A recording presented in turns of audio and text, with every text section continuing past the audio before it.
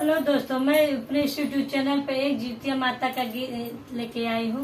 अगर मेरा ये वीडियो आपको अच्छा लगे तो मेरे वीडियो को लाइक करें और चैनल को सब्सक्राइब करें और कमेंट में बताएं कि मेरे जितिया माता का देवी गीत कैसे लगा। और जय माता दी। पूजन कर जितिया माता